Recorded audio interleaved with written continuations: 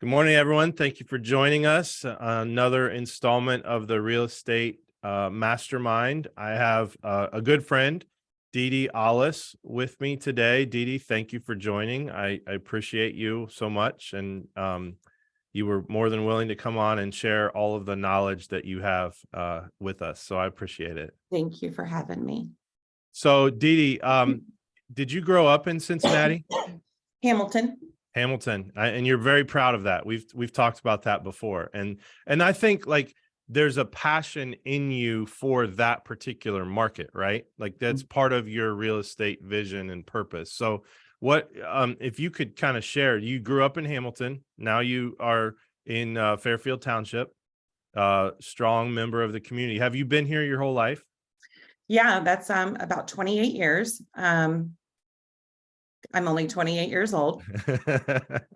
No, I've been in Hamilton my whole life, live in Fairfield Township. And I always kid and tell everybody I am Hamilton, like it's me, I'm her. And I do love the comeback. You know, as a little girl, I remember when Hamilton had department stores and there was so much to do. And I remember going places with my grandma and thinking it was the big city, you know. So I love to see the comeback, and I do. It's my whole heart. It is.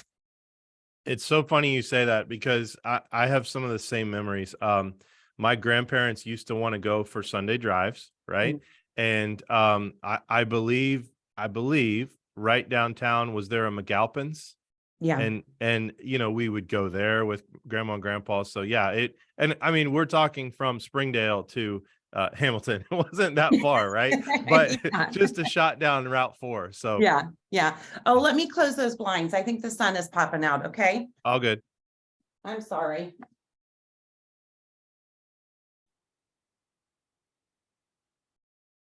Okay. All right. So grew up in Hamilton, been in this area your whole life. You have three awesome kids. Your husband works for the county. Yes. You know, so you are ingrained in the area. When did you get into real estate? So I got my license in September 2007, and it was just shortly after Cooper was born. Great time to get licensed. Yeah. Yeah, at the bottom of the market. I wanted something with just a flexible schedule. My story is that I didn't go to college, and it's my biggest regret of my whole life. And, real estate is my ministry. And I decided to make it into a career at first before I really realized my calling. And so I got licensed right after Cooper was born, and 2007. And, you start at the bottom, and then all it does is go up and up and up. And this is the first time I've ever experienced a decline in sales or in business or referrals. And so last year was a difficult year, as it was for so many of us, adjusting our sales. But I realized that it was the timing, because at the bottom, you only move up, right? And that was kind of a blessing in disguise that I didn't notice or realize. Yeah. And I want to maybe go a little out of order here, if we can. Do you think, and we haven't had this discussion, so I have no idea what your answer is going to be. Do you attribute the decline more to the financial markets or more to the inventory? The first one or the second one? The decline we're in right now. I would say it's inventory. Inventory. Mm-hmm. Yeah. I think interest rates are a big part of it too. But it was kind of, I guess, a catch-22, because if there aren't enough houses and the interest rates are rising, then there's no options for, the buyers. I do feel like it's still strongly a seller's market, though.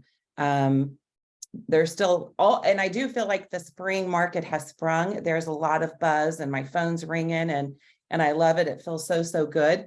But I think that, any of the good houses are still selling, in 24, 48 hours in multiple offers. It's happening every single day still. Maybe Sure. just not the feeding frenzy where, it's $20,000 or $30,000 over asking. And I don't think that, thank God, people aren't having to waive their inspections anymore to be competitive. Mhm. Yeah. Um, yeah, I agree with that. I think the inventory is definitely, a scary thing that we have to fix, and I don't necessarily believe that the answer is just more new builds. And that's going to happen naturally, but we're going to have new homes come on the market for sale. And that's again, just kind of going out of order. One of the things that I was watching last week was talking about how do you convince a seller or a potential seller that has a 2% interest rate that they should list their house for sale and then either move up, move down, whatever. And that's a really difficult conversation, right? I mean, I don't know. I don't see it that way. I feel like if there's a need, then you have to, take necessary action and you're just going to refinance. I mean, if it's only a problem if we make it a problem. Absolutely. I love the fact that you just said that, especially the industry that I'm in. But I think that one of the things that people, if I was on, say, like the cutting edge of real estate and I'm not an agent, I believe that we've come out of this time where people have had more equity than they've ever had in their entire life, and that's Literally every single listing that I walk into when we're figuring out the net seller sheet, everybody's making $100,000 or more. yeah, yeah, Every single time without fail. I mean, right. $100,000. And so the thing that I would try to find, and I'd love to just discuss this, Donna, Andrea, Patrick, DeeDee, is how could we get to the people that own their house free and clear? Because if you've got more equity than we've ever had in this market, and Mhm. that means that there's a large percentage of people that don't even carry a mortgage. So they're not concerned with, oh, I don't want to get rid of my 2% interest rate or my 3% interest rate. How do we get to those people and market to them to sell their house, Yeah, right? yeah.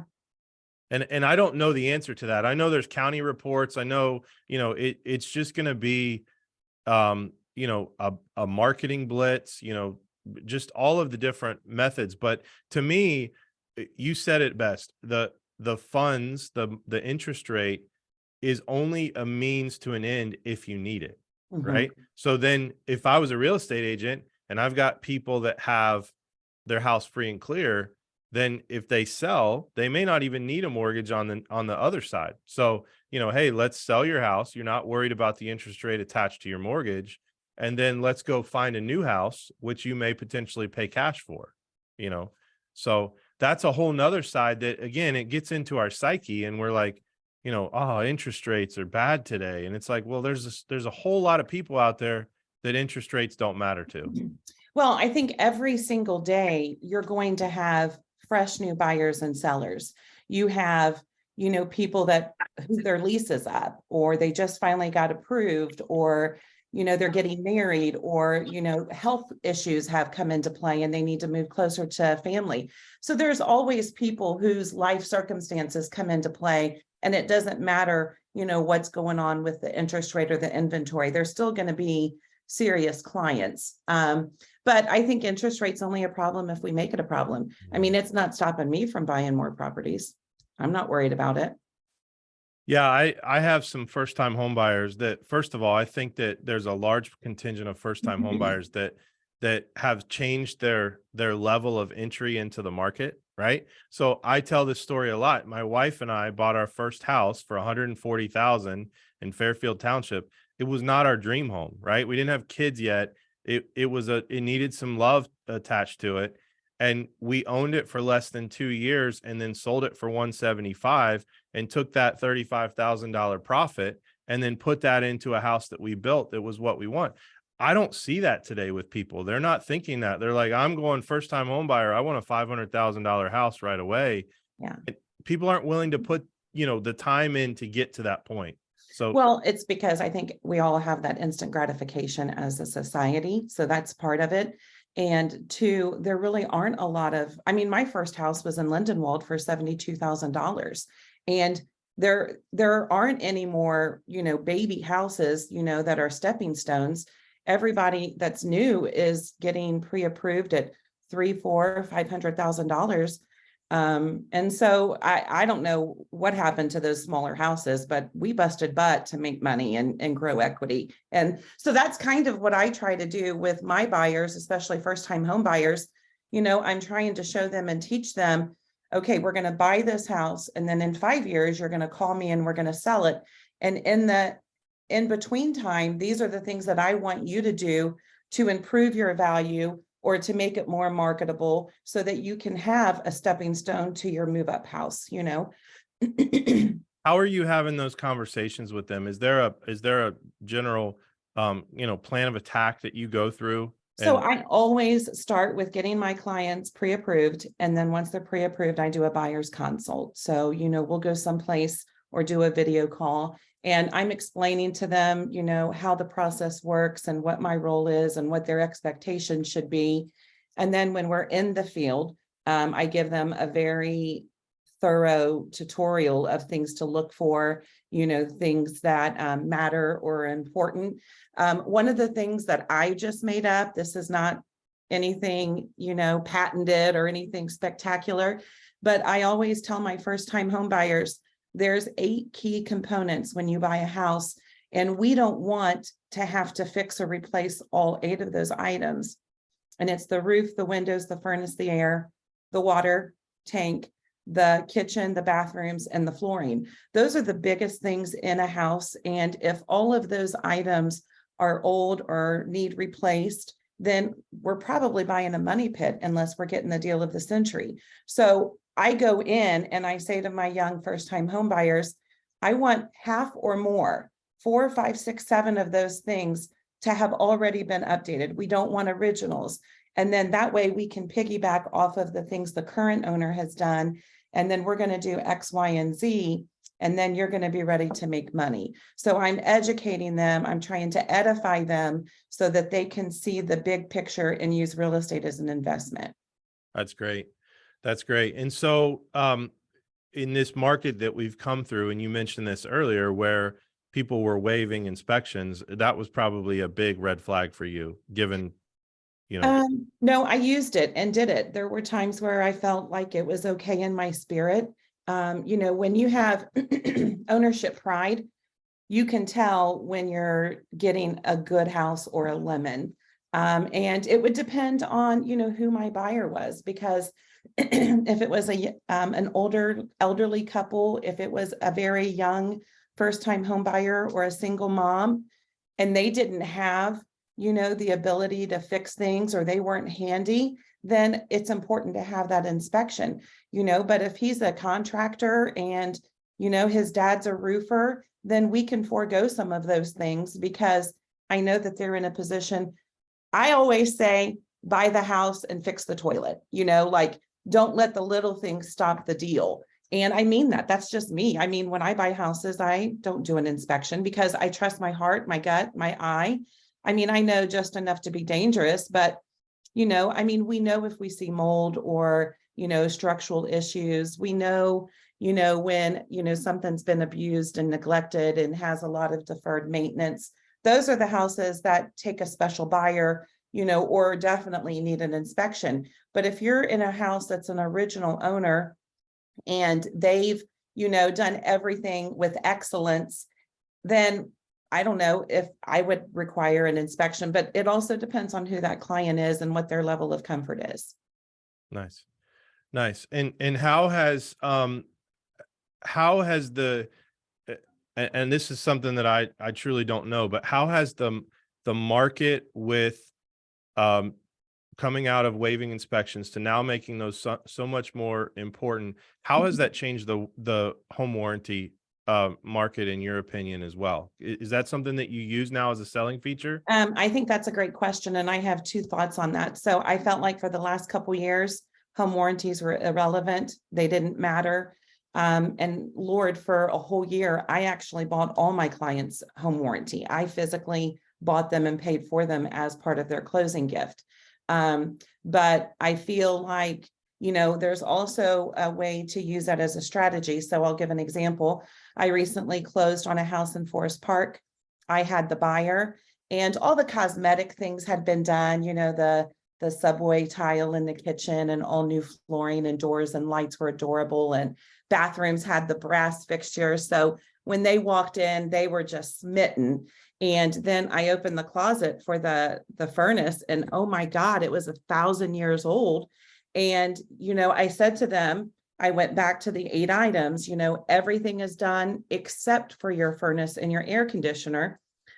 And I'm telling you right now that in your ownership, you will have to replace this. So our leverage was to make sure the seller knew we accepted the furnace and the air conditioner as is, with a 2-year home warranty, because I had an elderly lady and a single daughter that were buying this property. And I knew that they weren't going to have a ton of cash and they wouldn't be able to fix it. So I wanted to be competitive. We were in multiple offers, and I made sure the listing agent knew that during our inspection, we will not, flag the furnace and the air conditioner, but we would ask for them to give them a 2-year home warranty at the closing. And that was the winning touch. So, and I always say too, Robert, every single term on that contract matters and is negotiable. And you can take something as simple as a home warranty off, but that doesn't stand out when 10 other people making an offer didn't ask for the home warranty, but if you say, okay, I'm going to pay for the home warranty for my client, then that also shows good faith on my part. Or if I say to the sellers, okay, we're not going to ask for you to replace the furnace, but we are only going to ask for a 2-year coverage to protect the client. I think that makes it more easy for people. Oh gosh, what just happened? I'm getting a call. You're good. Okay, can you guys all still see me? Yeah, you're good. I don't know where you went. Hold on. But so it just makes things look different and better when you can actually say to, the seller, all right, we're sold on this house and we're committed to, the furnace and the air condition as is. Yeah.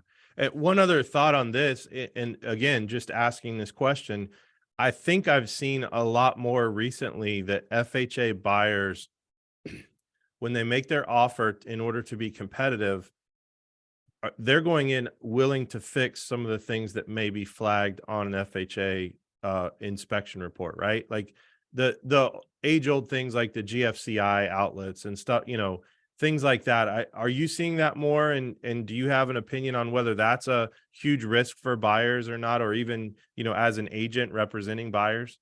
So it depends. Everything I think is on an isolated instance. If it's an FHA buyer, obviously I'm trying to get them to get approved to go conventional so that we can avoid that altogether. And if I know that I'm working with only an FHA qualified buyer, I'm going in and I'm making sure that the outlets are GFI protected for the kitchen and the bathrooms. And if they're not, then, as long as the seller is accepting the FHA offer, then I don't think that it's a huge roadblock, but we do always take into account, the chipped paint, the handrails. I'm always looking at that if I am showing a house with an FHA buyer, just so that we can get in front of it instead of behind it. Sure.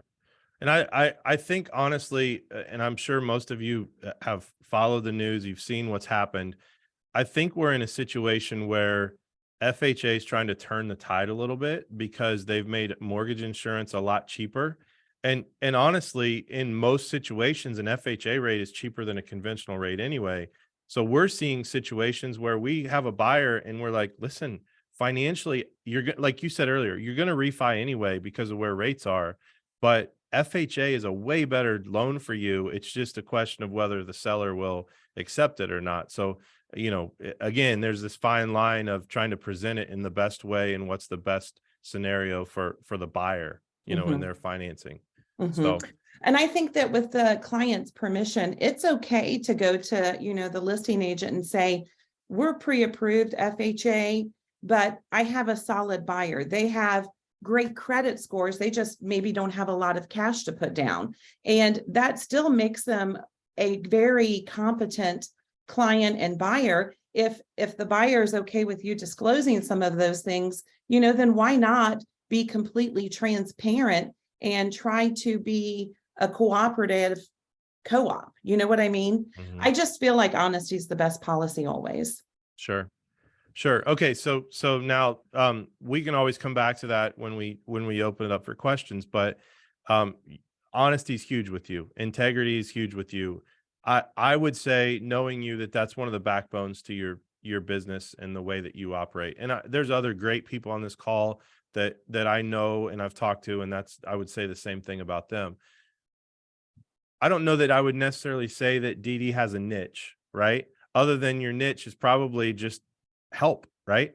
Helping people. It doesn't matter if Well, it's I would hope 50K. that it would be relationships, Yep. like because I really do put myself in with the client 100% emotionally, spiritually, physically, mentally.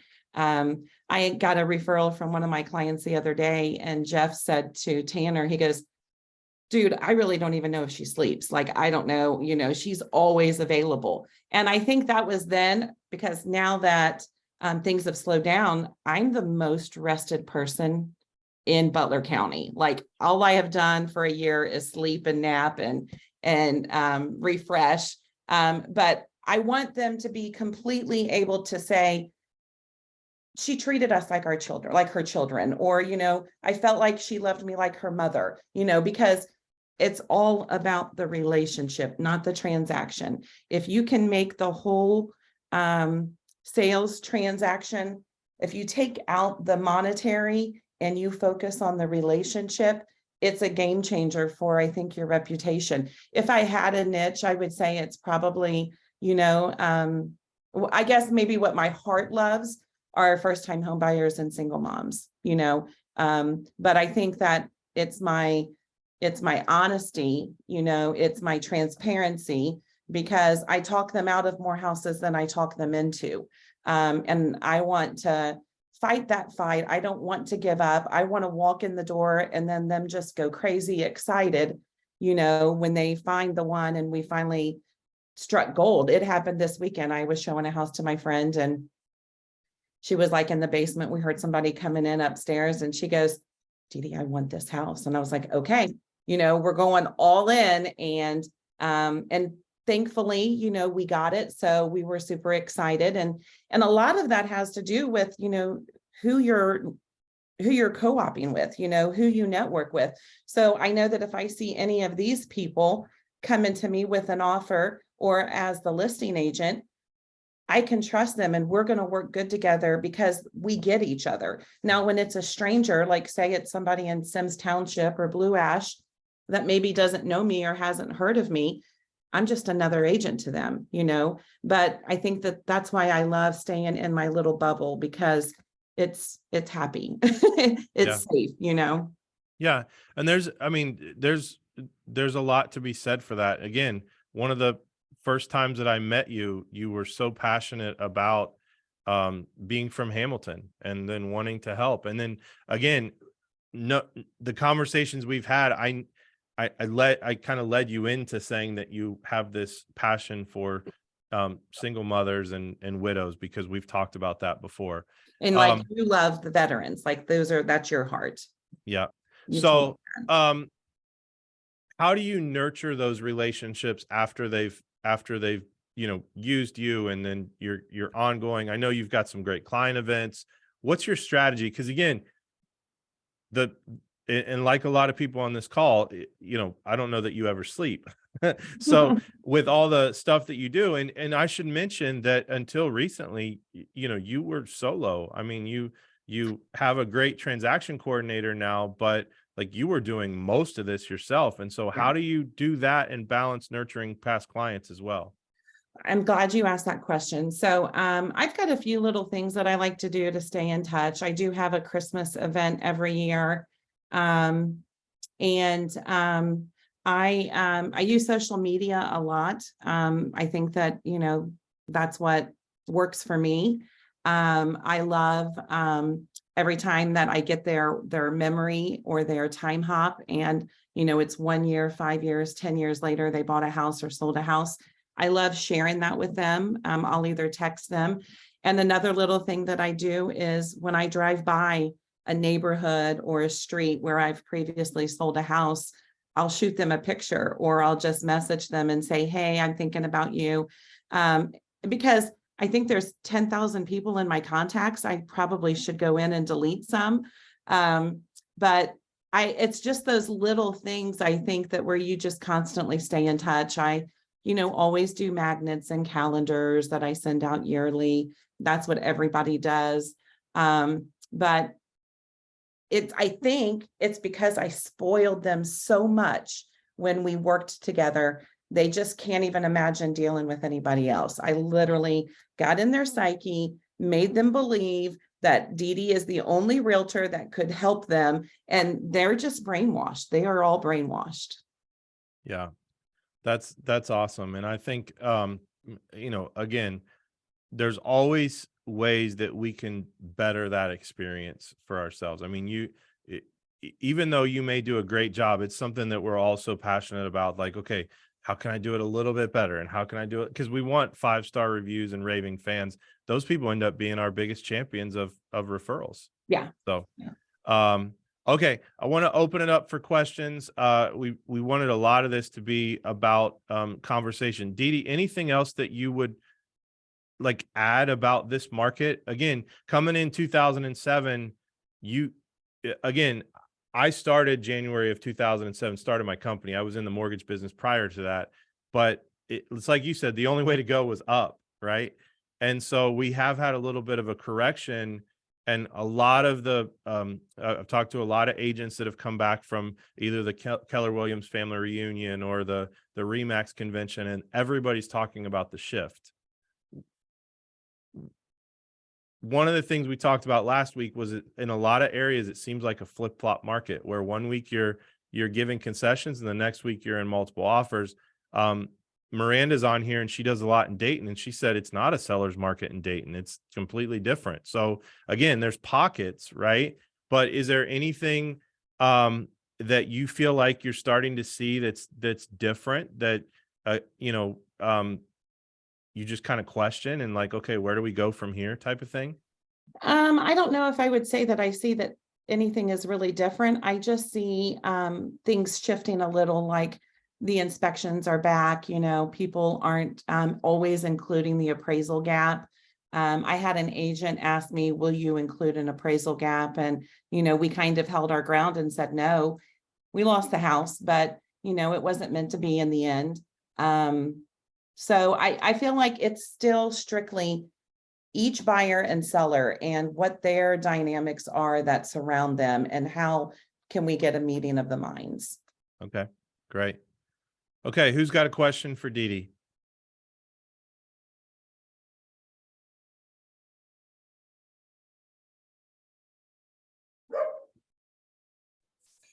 Hey, DeeDee. Hi, Amy. I always love you. So I love you more. I honestly didn't really think of a question going into this, but I'm always interested how things are going with your future plans for real estate. I know you got some big things working. So what's your ultimate goal? Are you planning on balancing both, or what are you doing? Yeah. So Cooper graduates in 2 years, and I'm hoping that, in 2 years I'll be licensed in Florida, stay licensed in Ohio, and be, the realtor that connects Ohio to Florida, for the snowbirds or for the people who need to move back home to be with family. So Mike will hopefully graduate in 5 years. And I think that, or Mike will retire in 5 years. And so depending on, if I have any grandkids by then, but the goal is to be running a business in Ohio and in Florida. And with Plumtree, I can easily do that. It's one broker, one fee, and they're licensed in both states. So it's a seamless transaction. I just will have to start networking in Florida. Are you going to grow your team? Thank you for asking. And the days of DeeDee having a team are 0. I am never trying again. I believe that God has assigned this for me, and as of now, for me alone. So I am going to stay solo. That's the easy thing. That's the natural thing. And so unless literally I didn't see something come in and something happens, but yeah, I think I'm just going to be, it's going to be me and Lori till death do us part. So, Amy, that's a great question. And honestly, I knew that, that was one of DeeDee's goals, and I kind of forgot to ask that, but I think really great topic here is, how do you go into a new market and start from scratch? You know, I don't necessarily know that you can just move in, right? And then just start shaking hands. Like I'm sure you guys have been to seminars and, talked about canvassing or geo farming, but does anybody have some great tips on entering into a new market, especially one in a different state that you don't spend 100% of your time in? Well, I think social media makes it easier, I've probably had in, like, let's just say the last 6 months or so, because I've made a couple posts on Facebook, I've probably had 8 friends, even local realtors, who have reached out to me and say, hey, what part of Florida are you going to be in? Or are you licensed yet? Because we're getting ready to make a move, or we want to try, to buy an investment house or something. So I think that, Facebook and Instagram and TikTok, I think they take the barriers off. You can go anywhere, you can do anything, you can boost ads, you get on some groups. I'm on some Destin groups, so that when I'm licensed, I'll be able to start, just saying, I will be new, but I will be experienced. I will just be new to that market. Sure. Who else has a question for DeeDee? I'm sure Corey does. Corey, how's married life? I have no comment.